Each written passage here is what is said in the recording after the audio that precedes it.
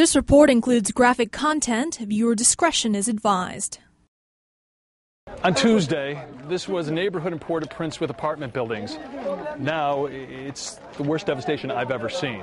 This is worse than any horror movie you've ever seen. You can see here people looking for bodies of loved ones who are missing.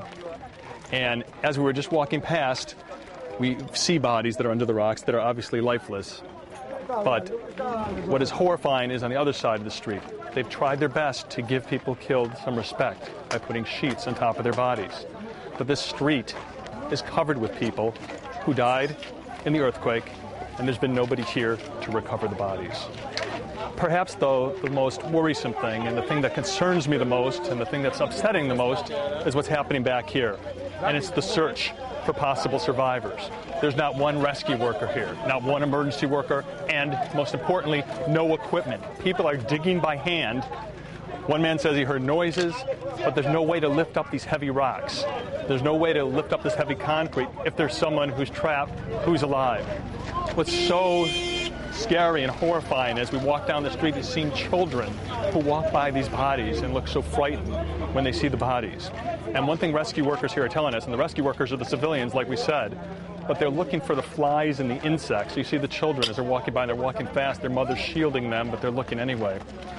But what the people here are looking for are flies. They say when the flies fly over here, there may be survivors or human remains. You hear some excitement right here, but it's not because they've seen a body. It's because there's some argument going on about how to proceed with the search for people. But the sight here, the smells here are just unbelievable. This is just a situation that you can never possibly imagine that nobody should ever have to endure. This is one of the most beautiful parts of Port-au-Prince, and that's because this is where the presidential palace is. And this exemplifies this disaster. Look at what has happened to this beautiful building in the heart of downtown Port-au-Prince, destroyed from this earthquake. And the area surrounding here normally has a lot of tourists, a lot of Haitians, like Americans who come to the White House to look through the gates of the White House. But most of the people here are now temporarily homeless because most of the homes here in downtown Port-au-Prince have been destroyed. And across the street, basically it has become a campsite.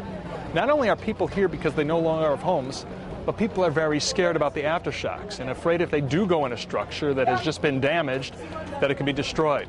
People don't want to go indoors, and that's why they're staying outdoors. Yeah. Okay. This is the third floor of a school. It's for small children during the day, continuing education for adults in the late afternoon and evening. Adults were in this classroom when the earthquake happened.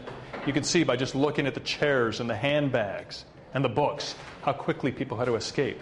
The people inside this room survived, but the people in the other section of the school, just on this side, many of them did not. You can see the rubble, the open wall right here, and we see several bodies that are down there right now.